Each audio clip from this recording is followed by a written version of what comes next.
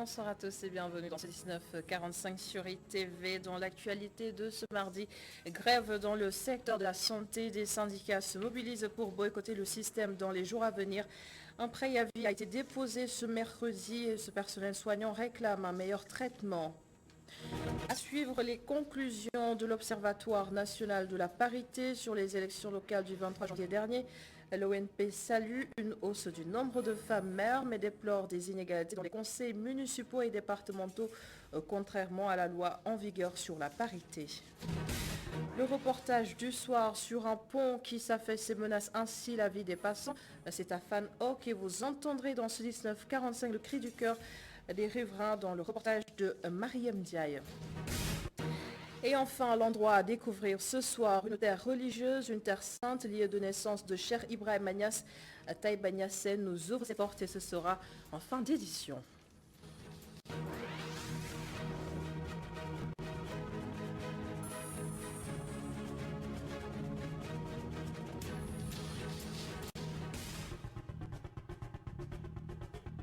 À une donc des remous dans le secteur de la santé, les syndicalistes de Andegesem ont déposé un préavis de grève aujourd'hui. Des revendications suspendues en raison de la crise sanitaire. Ils ont remis sur la table une plateforme qui tourne essentiellement autour de 16 points. En première ligne, le régime indemnitaire, Mamadou Dieng et Seydi Nambaye.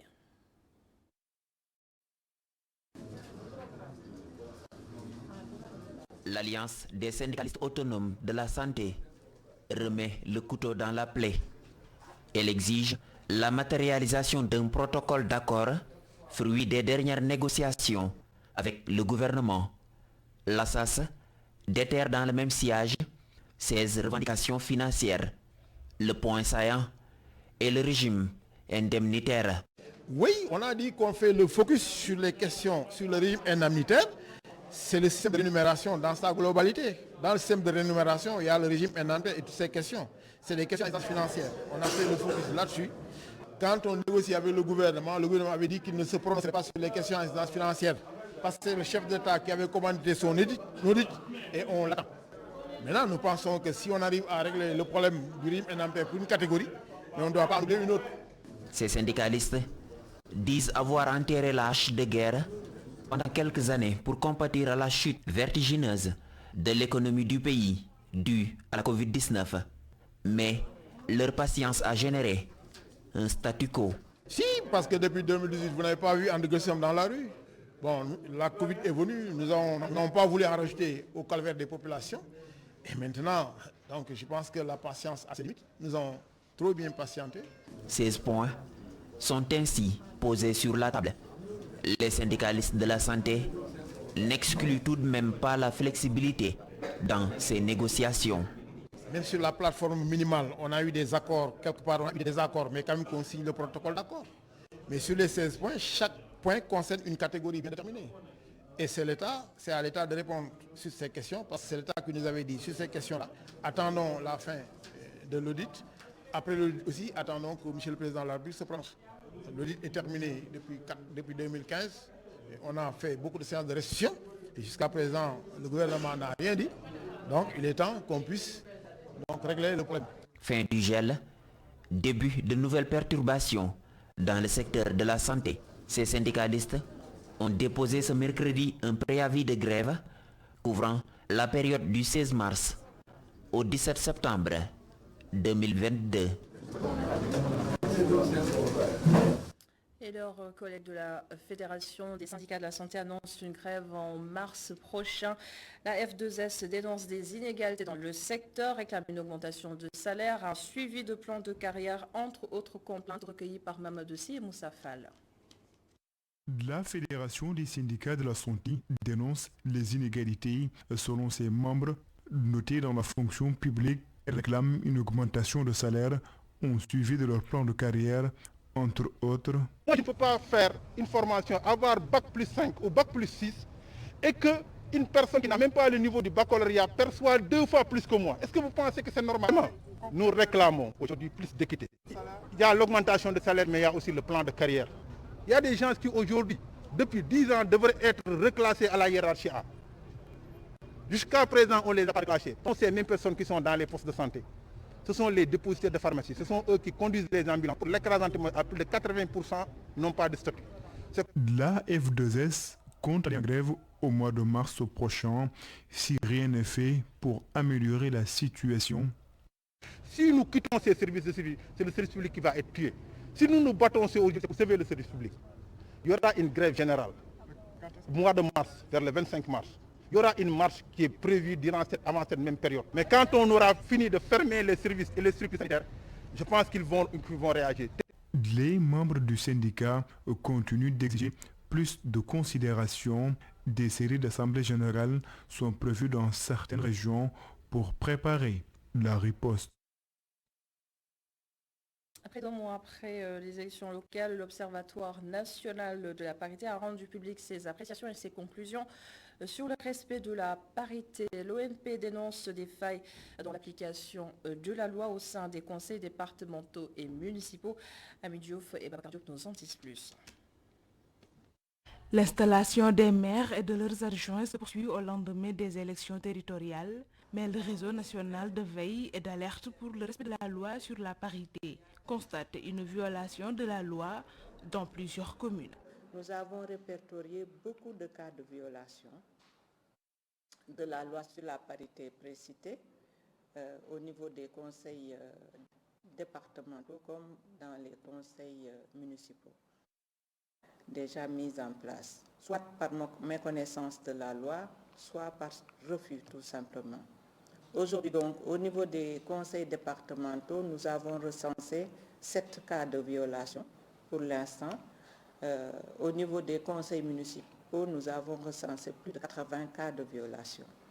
Il y a des bureaux où il n'y a pas d'alternance des deux sexes hommes-femmes à partir du maire ou du président. Il y a aussi des bureaux sans aucune femme. La loi sur la parité a été votée pour être respectée. Selon la présidente de l'ONP, elle interpelle la Cour suprême. La parité, pour être effective, doit être alternée. C'est l'article 2 de la loi sur la parité qui le dit. Donc le maire, dans ce cas, est le premier, est la première personne à prendre en compte dans ce décompte. La Cour suprême donc a fait valoir que la loi sur la parité et son décret d'application font obligation aux maires de respecter la parité alterne. Cependant, elle souligne que des progrès ont été notés sur le nombre de femmes maires et des présidentes de conseils départementaux. Et dans ce cadre, nous avons noté une progression quand même du nombre de femmes maires comme du nombre de femmes présidentes de conseil départemental. On est passé de 15 à 18 femmes maires et de 2 à 4 femmes présidentes de conseil départemental.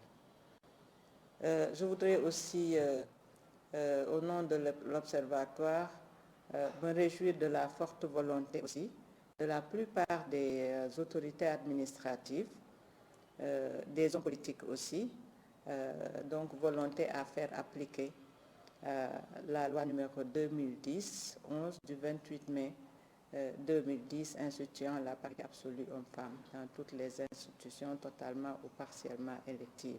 Le respect de la parité est une exigence selon le président de l'ONP. Elle demande la reprise des élections dans certaines communes. Le maire de Touba, Abdoulaye Khatka, a officiellement repris fonction.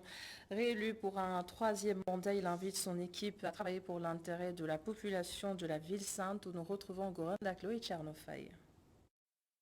Installé officiellement à la tête de la municipalité de Touba par le sous-préfet de Ndam, Abdoulaye Khatka reprend ses fonctions de l'édile de la capitale du mouridisme. Le maire réélu a saisi l'occasion pour inviter davantage son équipe à accomplir leur mission.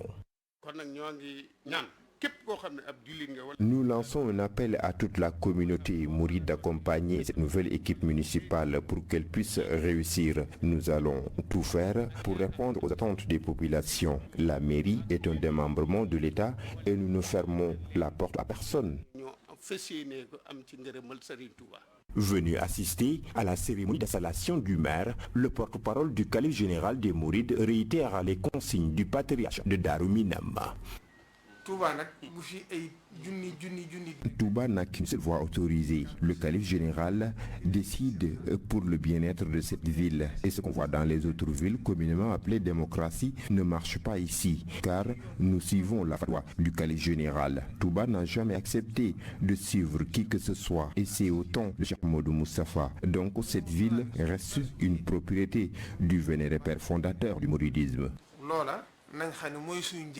Réélu à la tête de la municipalité de Touba, Abdullah Hadka et son équipe entendent redoubler d'efforts pour répondre aux attentes des populations de la cité religieuse. Et à Bounkiling, le conseil départemental compte sur l'appui de l'État pour hisser la collectivité sur les rampes de l'émergence. Un engagement affirmé à l'occasion de l'installation de la nouvelle équipe municipale. La correspondance d'Ousmane Demba. Après un bref rappel des dispositions qui régissent le conseil départemental, Mohamed Diété est installé dans ses fonctions de président de cette institution. Il a saisi cette occasion pour exhorter son équipe au travail. Que les obédiences politiques, que nous les oublions à la porte du conseil départemental. Et les conseillers, les uns et les autres, ont également affirmé cette volonté et je compte sur chacun d'entre nous pour que cette volonté puisse se traduire dans des actes concrets. Déclinant sa feuille de route, le président nouvellement réélu pour un second mandat est revenu sur ses actions prioritaires. C'est d'abord de faire en sorte que la vision d'émergence du Sénégal puisse être territorialisée dans le département de Bounkiling. La vision, c'est que cette territorialisation puisse se traduire à la fois dans le secteur de l'économie, donc de la production, des investissements, dans le secteur de l'éducation, de la santé et dans les secteurs de l'appui aux populations sur le plan social, que cela se traduise par des actes concrets, par des projets d'investissement et par l'appui aux couches les plus démunies. Face aux multiples défis qui interpellent cette collectivité dépourvue de ressources propres, le chef de file de la coalition présidentielle sollicite le soutien de l'État central. Les initiatives uniques du conseil départemental ne suffiront pas. Le conseil départemental est une institution dont les moyens sont très limités. Nous n'avons pas de ressources budgétaires propres. Vous savez que le département n'a pas encore de fiscalité propre. Vous savez que le département ne fonctionne que sur transfert de ressources à travers les fonds de dotation et les fonds de concours. Mais nous allons pouvoir compter sur l'appui de l'État, sur l'appui des différents démembrements de l'État, comme les différents projets qui sont en cours ou qui vont être adoptés par le président de la République pour appuyer le développement dans le département. Se félicitant du consensus et de l'esprit démocratique qui ont prévalu lors des élections de ses adjoints au nombre de 4, dont 2 femmes, Mohamed Diété annonce que son équipe est en train de préparer un plan de développement du département à l'horizon 2026. Et comme vous le savez, les élections législatives vont se tenir le 31 juillet prochain. Doit-on s'attendre au même engouement que lors des locales? Les Sénégalais promettent en tout cas une grande affluence pour, disent-ils, faire triompher la démocratie. C'est une Boubabou reportage. C'est un constat. Les jeunes sont sortis massivement accomplir leur devoir civique lors des locales du 23 janvier dernier. Le schéma sera-t-il reconduit pour les législatives? 10 heures dans les rues de Dakar, Mame Thierno prépare son petit déjeuner pour bien débuter sa journée. À ses yeux, les élections législatives sont beaucoup plus importantes que les locales. Donc, les jeunes devraient encore se mobiliser comme ils l'ont fait récemment. Donc, tout jeune conscient doit savoir que l'Assemblée nationale est la voix du pays, est la voix de toutes les Sénégalais. Et toutes les décisions qui vont du sens bien ou mal se décident là-bas. Donc, j'invite tous les jeunes à y prendre conscience et à y aller voter massivement. Pour Lamine, la jeunesse est devenue beaucoup plus consciente. Forcément, il y aura une continuité. Si nous voulons un changement, il y aura une continuité. L'enjeu est énorme ici. Il s'agit de l'Assemblée nationale, là où se prennent toutes les décisions. Les jeunes sont devenus beaucoup plus conscients. Forcément, ils sortiront en masse pour aller voter.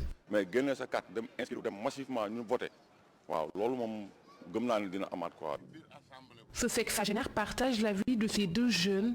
Père Madia pense que ce qu'il appelle sanction sera plus prononcé lors des législatives.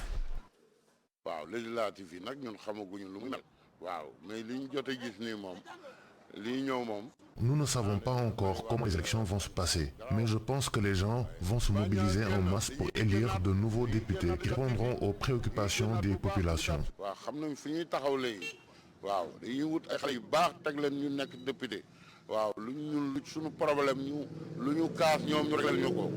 La population est majoritairement jeune. Le vote des jeunes pèse lourd sur les scrutins. Mais est-ce que la motivation restera la même? Rendez-vous juillet prochain. Et l'on sera édifié, Seynabou Babou. L'autre titre de ce mercredi nous emmène à Fanok et c'est pour lancer une alerte à prendre très au sérieux.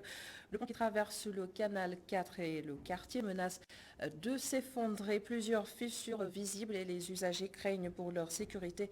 Et dans ce reportage qui va tout de suite suivre, ces riverains exigent la réfection du pont. C'est avec Mariam Tchaï. Une belle allée tout le long du canal 4, décorée avec de petits cocotiers qui alternent avec des bancs peints en blanc. Nous sommes sur le boulevard Mamcher Ibrahim Fall, dans la commune de Fan.e Amitié. Le pont clôturé d'un ruban de balisage, ils sont là pour dévier les usagers. L'un d'eux nous explique comment il a découvert ce qui risque de créer un drame. Je suis passé sur ce pont avant-hier. J'ai senti qu'il y avait quelque chose qui n'allait pas. Je suis repassé le lendemain pour vérifier et j'ai découvert qu'il commence à s'affaisser. J'ai averti le conseiller municipal et le délégué de quartier. Le conseiller municipal a pris le soin d'informer les autorités concernées et demande plus de rapidité dans la réflexion. Le maire, le préfet. Nous avons informé toutes les autorités concernées. Ce problème est sérieux. C'est pourquoi nous sommes en face de ce pont pour avertir les usagers. Le fait que nous fait toute une journée pour veiller sur la sécurité des gens. Âgé de 107 ans, le délégué de quartier vit ici depuis 85 ans. Ce canal a vu le jour sous ses yeux. C'est avec une entreprise française qui s'appelait Solidité France que nous avons construit ce canal, le Khalif des Layènes de l'époque et moi. Ce pont est juste vieux, il faut le réfectionner. La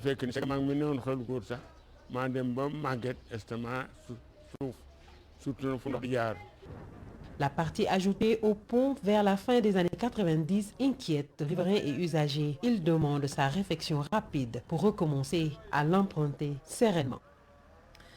En plus bref, une mauvaise nouvelle. L'ancien ministre de l'économie et des finances du Sénégal sous l'ère Abdou Diouf, Pape Ousmane Sakho, est décédé ce mercredi à Dakar, rendu célèbre par le fameux plan d'urgence qu'il avait lancé en 1993 avec son collègue du budget Mamadou Lamine Loum, d'où le nom de plan Sakho-Loum pour éviter la dévaluation du franc CFA.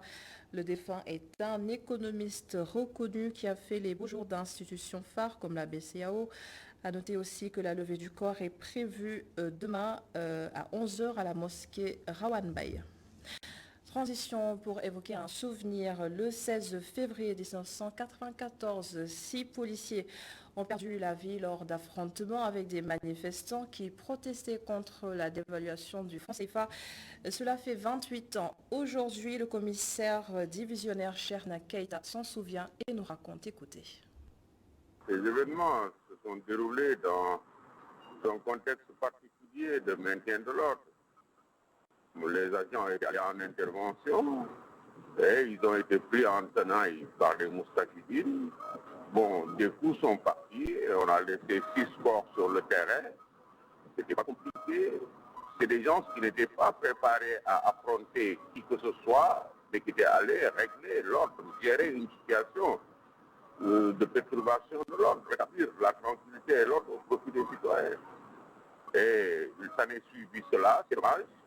Nous sommes à 28 ans de cela, mais ce qu'il faut en retenir, c'est qu'il ne faudrait plus que des faits comme ça se répètent sur le terrain des opérations. Quelle que soit la responsabilité qu'on peut invoquer aujourd'hui avec le recul, nous devons tirer toutes les leçons de cela, avec sorte que ça ne se reproduise pas. C'était tellement simple, c'était un aller-retour simple, sans autres conséquences. Et ça a donné cela, il faut qu'on en tire toutes les leçons. Dans notre logique, nous, d'hommes d'uniforme, ce n'est pas un problème de justice. Nous avons laissé beaucoup d'hommes sur le terrain et on en tire toutes les conséquences sur le plan professionnel.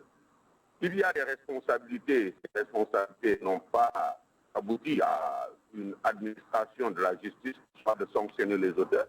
Cette information de dernière minute, la direction générale de l'ASP se désole du mouvement d'humeur des agents de sécurité de proximité, des actes que le directeur considère comme illégaux. En conférence de presse cet après-midi, Biram Faye rappelle à l'ordre. Je vous propose de l'écouter au micro d'Aïssa Toukane et Seydina Mbaye. En dépit de ces efforts consentis par les autorités, un mouvement d'humeur de 72 heures a été déclenché par des assistants à la sécurité de proximité, à la fin de ce qu'ils avaient considéré, ces assistants bien sûr, comme étant leur toute dernière prorogation, la toute dernière prorogation de leur engagement accordée par le chef de l'État, le président de la République, son Excellence M. Macky Sall. D'ici à la finalisation du nouveau statut des ASP par le ministre de l'Intérieur, qui travaille d'arrache-pied pour mettre en acte la vision du président de la République, la direction générale veut de l'ordre et de la discipline dans les rangs. Aucun acte d'insubordination ne sera toléré par la direction générale.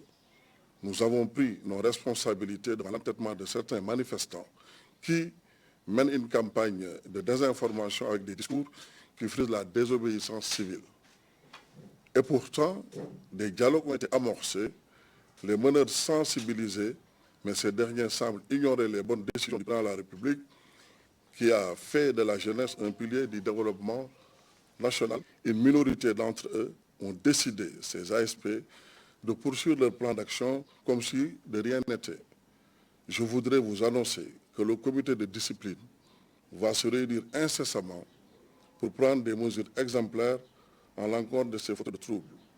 Le reste de l'actualité nationale consacrée à la candidature du professeur Alif Souleymane Dabi de l'Université Gaston Berger de Saint-Louis au poste de secrétaire général du CAMES, le Conseil africain et malgache pour l'enseignement supérieur d'origine tchadienne et sénégalais d'adoption. L'enseignant-chercheur a décliné sa feuille de route en présence de nos reporters Mme Alassane Sek et Moussa Fall. Démarrer notre campagne par le Sénégal constitue pour nous un symbole fort. Professeur titulaire des universités de classe exceptionnelle en mathématiques, actuellement de l'Assemblée de l'Université Gaston Berger de Saint-Louis. Désormais, le professeur Ali Souleymane Dabi démarre sa campagne en tant que candidat au poste de secrétaire général du CAMES. La réforme de l'enseignement supérieur, la motivation de sa candidature. Le CAMES, sous mon impulsion, avec l'appui des États membres, favorisera le développement de programmes d'études et de compétences des personnels académiques, administratifs et techniques et promouvera la modernisation des installations éducatives et administratives avec un renforcement notoire de la gestion électronique documentaire, GED. Au nom de la fraternité entre le Sénégal et le Tchad, Madame le ministre de l'Enseignement supérieur du Tchad sollicite l'appui du Sénégal pour le candidat qui a fait la grande partie de ses études au Sénégal. C'est eu égard aux relations de fraternité, de solidarité, de longue date entre le Tchad et le Sénégal que nous sommes venus solliciter l'accompagnement du candidat, que nous disons d'ailleurs qu'il est beaucoup plus sénégalais que tchadien, donc nous avons raccompagné ici pour le présenter. Nous voulons profiter de l'occasion pour nous féliciter de l'état de la coopération entre le Sénégal et le Tchad, parce que le Sénégal a joué un rôle important dans la formation des cadres au niveau de l'enseignement supérieur du Tchad. L'expérience et l'expertise pour un CAMES rayonnant. Le slogan du professeur est postulant pour le secrétaire général du CAMES. Il demande le soutien de tout le Sénégal pour ces élections au mois de mai. Professeur Dabi a également profité de la cérémonie pour remercier le président de la République, Macky Sall. Transition pour quelques actualités internationales en images. Le président de l'Union des forces démocratiques de Guinée, Cellou Dalein Diallo, son homologue de l'Union démocratique de Guinée et deux autres cadres de l'administration publique sont cités pour des faits graves par la Cour de répression des infractions économiques et financières. Les accusations portent sur la vente d'un bien de l'État concernant le Boeing 735-7 et d'importantes pièces de rechange de Air Guinée. À celles-ci s'ajoutent les dalles de l'immeuble abritant le siège de Air Guinée, mais aussi les installations de la compagnie basée à l'aéroport de Conakry. Et puis au Burkina Faso, le lieutenant-colonel Paul-Henri Saodogo Damiba a été investi mercredi président du Burkina par le Conseil constitutionnel, ceci 3 semaines après avoir pris le pouvoir par coup d'État. Il jure devant le peuple burkinabé de préserver, de respecter, de faire respecter et de défendre également la Constitution, l'acte fondamental et les lois. La suite du journal.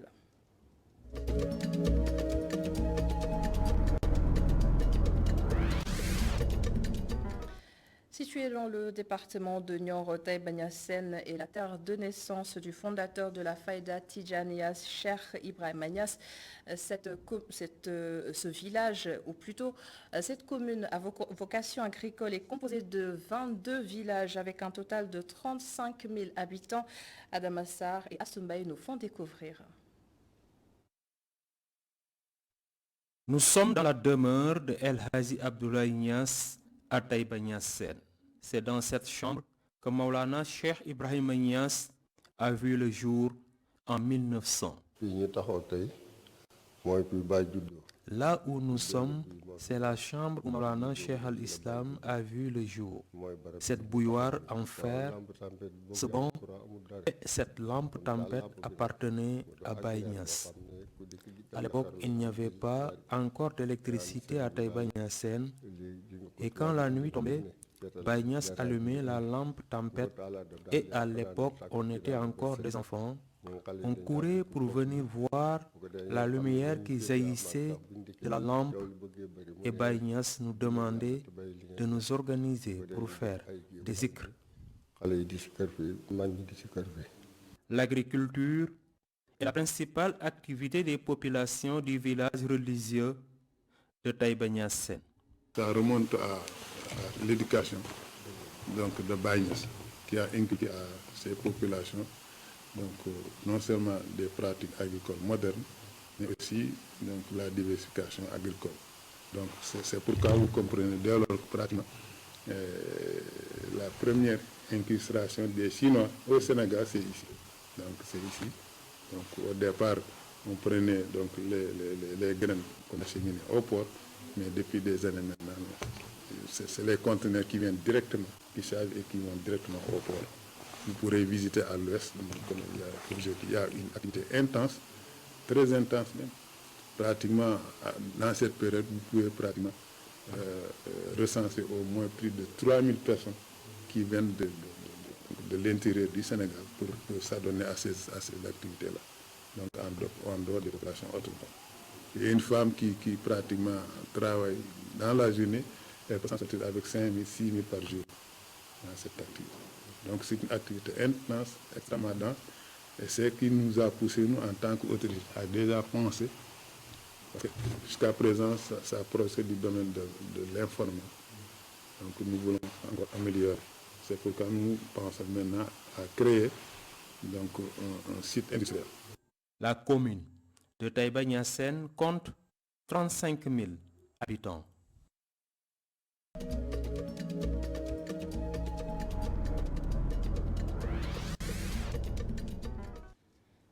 Fin de ce journal. Merci de l'avoir suivi. Merci à l'ensemble des équipes en régie. Bonne suite des programmes. Rendez-vous demain pour un autre 19h45. Bonsoir.